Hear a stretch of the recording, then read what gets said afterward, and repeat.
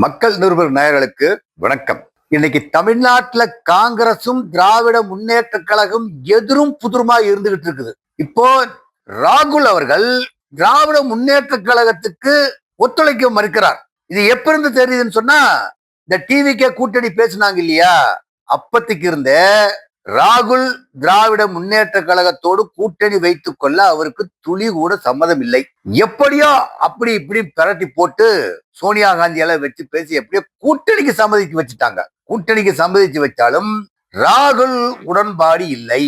கேரளாவுக்கு போறாரு ராகுல் பிரச்சாரத்துக்கு. எங்கிருந்து போறாரு? சென்னையில வந்து இறங்கி இங்கிருந்து பிளைட் இறங்கி மறுபடியும் கேரளாவுக்கு போறாரு. அப்படி இருக்கிற தமிழ்நாட்டு பக்க கூட்டணி பேச்சுவார்த்தைக்கு அவர் வரல. அவருடைய கட்சியில் இருக்கிறவங்க பேசுறாங்க. ஆனா அப்ப இருந்தே எதிரும் புதிருமாத்தான் ரெண்டு பேர் இருந்துகிட்டு இருக்காங்க. இப்ப ராகுலும் மு.க. ஸ்டாலினும் ஒரே மேடையில் பேசுவார்கள் என்பது இதுவரையிலும் கணிக்கப்படவில்லை. ஒரே மேடையில் பேசணும். இப்ப மோடி வந்தா எடப்பாடி பழனிசாமி அவர் வர்றாரு, நைனா நாகேந்திரன் வர்றாங்க. கூட்டணி கட்சி தலைவர்களா ஒரே இடத்துல இருந்து ஒரே மேடையில கையாசுக்கிறாங்க. ஆனா ராகுலும் ஸ்டாலினும் ஒரே மேடையில் பேசுவதற்கு இதுவரையில் தேதி குறிப்பிடப்படவில்லை. இப்ப பொன்னேரி, திருவள்ளூர் மாவட்டத்துல பொன்னேரியில போய் திமுக வேட்பாளருக்கு ராகுல் தனி பிரச்சாரம் செய்யறார். திமுக வேட்பாளருக்கு ராகுல் அப்போ இங்க ஸ்டாலினோட பிரச்சாரத்துக்கு இல்ல. இப்ப ஸ்டாலின் என்ன பண்றாருனாக்கா, கிருஷ்ணகிரி மாவட்டம் ஒசூர்ல காங்கிரஸ், அகில இந்திய காங்கிரஸ் தலைவர் மல்லிகா அர்ஜுன் கார்கேவோட சேர்ந்து இன்னைக்கு பிரச்சாரம் பண்ண போறார். இப்ப இவங்க ரெண்டு பேரும் ஒரே மேடையில பிரச்சாரம் பண்றாங்க. ஆனா காங்கிரசுக்கு அடித்தளத்துக்கு சொந்தக்காரமாக இருக்கக்கூடிய ராகுல் காந்தி பிரச்சாரத்துக்கு இன்னும் உடன்படவில்லை. இப்ப ரெண்டு பேரும் எதிரும் புதிருமா இருந்தா, இவர் கிழக்க போறார், அவர் மேற்க போறார், ஒருத்தர் வடக்க போனா தெற்க போறார். இரு துருவமும் ஒன்று சேராமல் பிரச்சாரத்தில் ஈடுபட்டு கொண்டிருந்தால் தமிழக மக்கள் உற்று நோக்கி கொண்டுதான் இருக்கின்றார்கள்.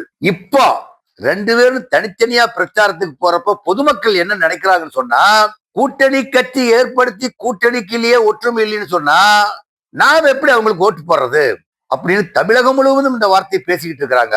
அப்படி பேசிக்கிட்டு இருக்கிறப்ப அவங்க என்ன நினைக்கிறாங்கன்னு சொன்னா, இவனுக்கு ரெண்டு பேர்த்தையும் ஒண்ணு சேராத இருக்கிறவனை கொண்டு வந்து ஜெயிக்க வச்சு மறுபடியும் ஒண்ணு சேர்த்து வச்சு மறுபடியும் பல பிரச்சனை பண்ணிக்கிறதுக்கு நாம சத்தம் இல்லாம தேசிய ஜனநாயக கூட்டணி எடப்பாடி தலைமையில் இருக்கிறவங்க நம்ம ஓட்ட போட்டு போயிடுவோம் அப்படிங்கிற முடிவுல இன்னைக்கு தமிழ்நாட்டில் இருக்கக்கூடிய பொதுமக்கள் தயாராகி கொண்டு வருகின்றார்கள். முதல்ல கூட்டணி பேச்சுவார்த்தை பேசுறப்ப இருக்கக்கூடிய நிலைமை வேறு, இப்ப இருக்கிற நிலைமை வேறு.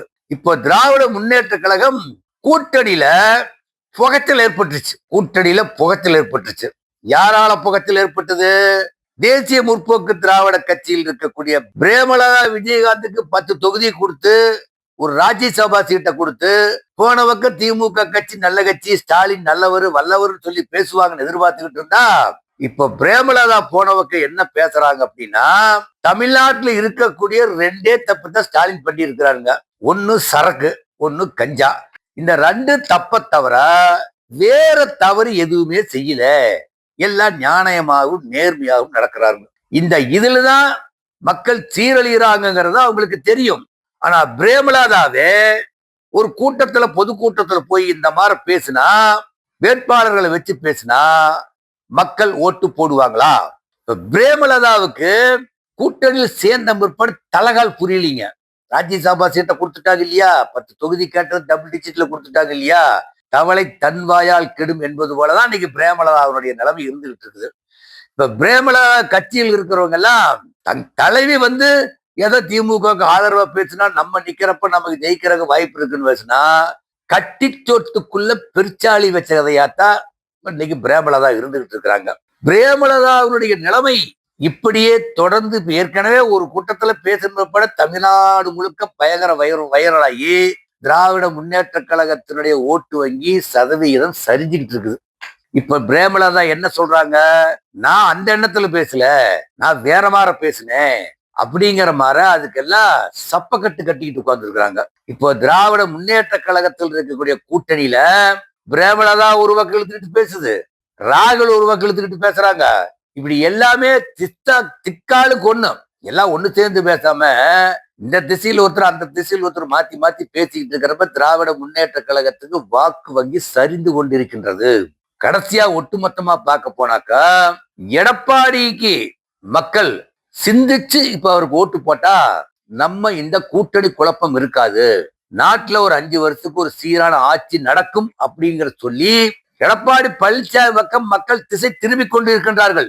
இப்ப கிட்டத்தட்ட பார்த்தா தேசிய ஜனநாயக கூட்டணி 175 இடத்துல வென்று ஆட்சி பிடிக்கக்கூடிய நிலைமை இன்றைய கள நிலவரத்து பிரகாரம் அவங்க ஆட்சியை பிடிக்கிறதுக்கு உண்டான கள நிலவரம் இருக்குது. ஆனா இது அப்படியே தொடர்ந்து நீடிச்சுக்கிட்டு போகணும்.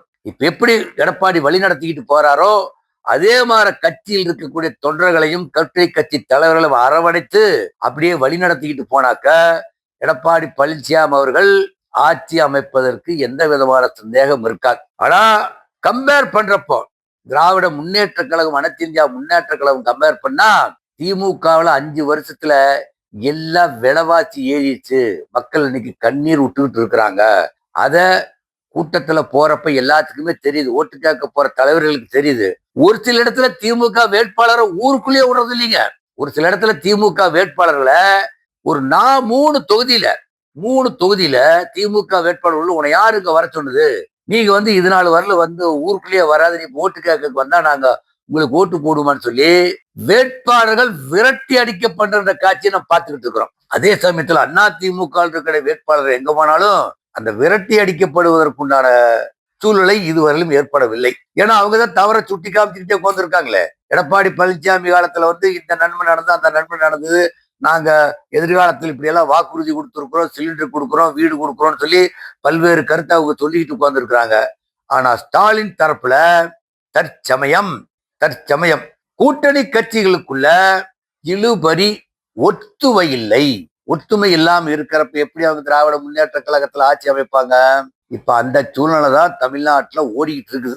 2026ல திராவிட முன்னேற்ற கழகத்திற்கு மக்கள் சாவு மணி அடிக்கிறதுக்கு தயாரா இருக்கிறாங்க.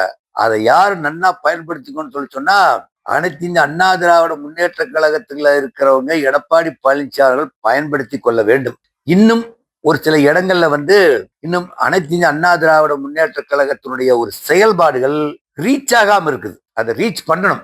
ஏன்னா அந்த இடத்துல அந்த கூட்டணி கட்சி அவங்க ஒரு தலைவர் இங்க ஒரு தலைவர் இருக்கிறதுனால உள்ளூர் இருக்கக்கூடிய பிரச்சனைகளை சரி செஞ்சு போனாதான் அதிமுக 2026 ஆட்சி அமைப்பதற்கு உத்தரவாதம் கொடுக்க முடியும். ஆனா ஜெயிப்பாங்க. ஜெயிச்சுட்டா 130 தொகுதி அதிமுக தனியா ஜெயிச்சிருச்சு அப்படின்னாக்கா பாரதிய ஜனதா கடாசிட்டுருவார். எடப்பாடி பழனிசாமி அவர்கள் பாரதிய ஜனதாவை அதிமுக தனி பெரும்பான்மையுடன் ஜெயித்தால் பாரதிய ஜனதாவுக்கு உள்ள வேலை இல்லை. இந்த நிலைமையில தான் அதிமுக தற்சமயம் இருந்து கொண்டிருக்கின்றது. நன்றி, வணக்கம்.